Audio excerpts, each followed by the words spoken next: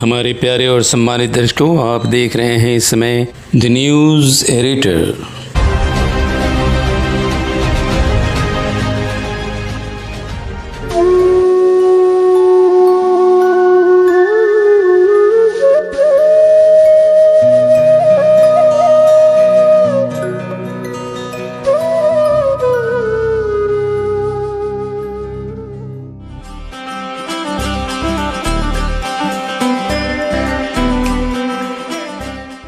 फुले अनंत नारायण महादेवन और मुअज्जम बेग द्वारा लिखित यह फिल्म जाति विशेष के उल्लेख को लेकर काफ़ी समय तक चर्चित और विवाद का विषय रही है।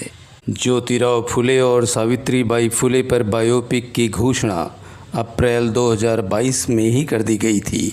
इसे लंबे समय तक भारतीय फिल्म प्रमाणन बोर्ड ने प्रदर्शन की अनुमति प्रदान नहीं की। कहा इसके कुछ दृश्य और शब्द आपत्तिजनक हैं।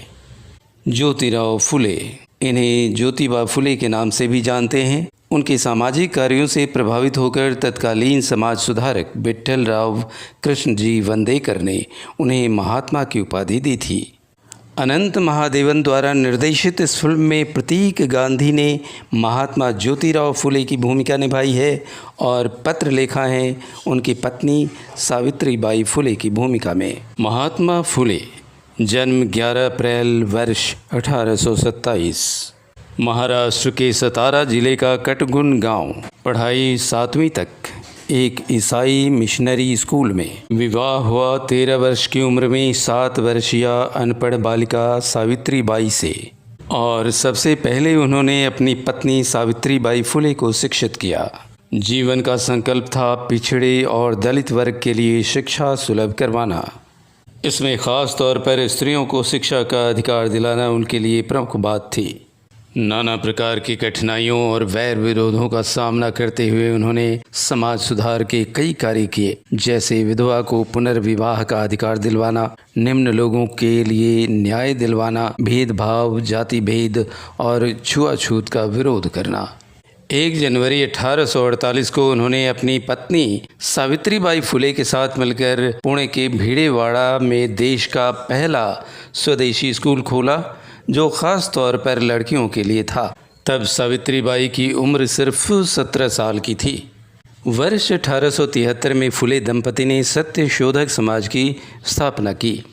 देखिए, बाबा साहब डॉक्टर भीमराव अम्बेडकर जी ने कहा था कि महापुरुष कभी मरा नहीं करते यदि उनके विचार जिंदा है। तो आज भी महात्मा फुले जी और हमारे महापुरुषों के विचार आज भी हम लोगों में जिंदा हैं। तो महापुरुष हमारे ज्योतिराव फुले जी सदा हमारी यादों में रहेंगे, जिसकी वजह से आज भी मैं पढ़ पा रही हूँ। अगर शायद एक क्रांति ज्योति महात्मा फुले पैदा ना होते तो शायद आज मैं पढ़ ना पाती, या इस देश की महिलाएं कभी पढ़ ना पाती, क्योंकि इस देश की रीति, इस देश के जातिवाद लोगों ने कभी महिलाओं को पढ़ने ही ना दिया होता। तो इसी वजह से आज के टाइम पर हम महिलाएं अगर पढ़ भी पा रही हैं तो वो ज्योतिबा फुले जी की वजह से और उनकी पत्नी माता सावित्रीबाई फुले जी की वजह से।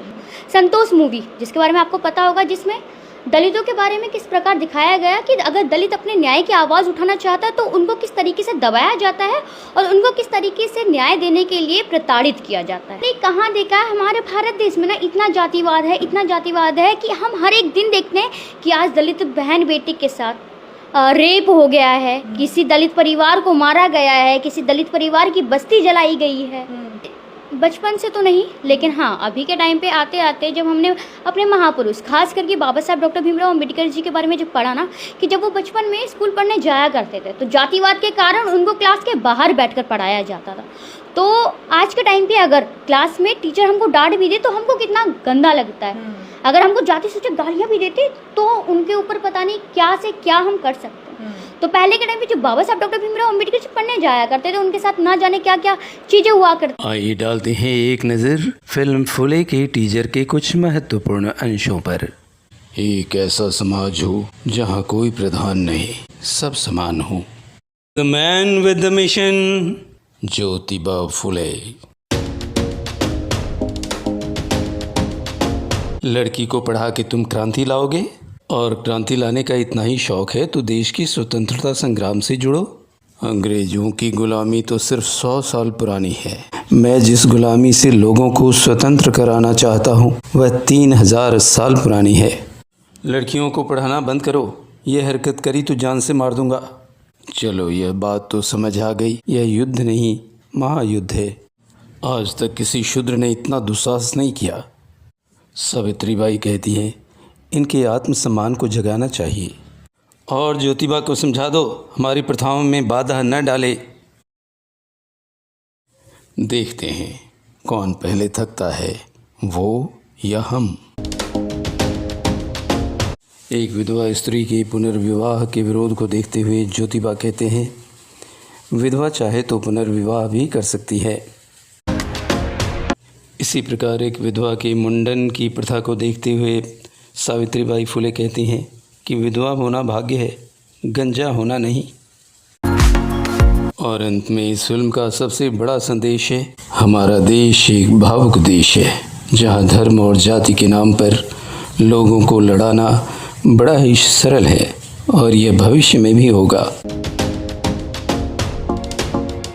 बस क्रांति की ज्योत जलाए रखना।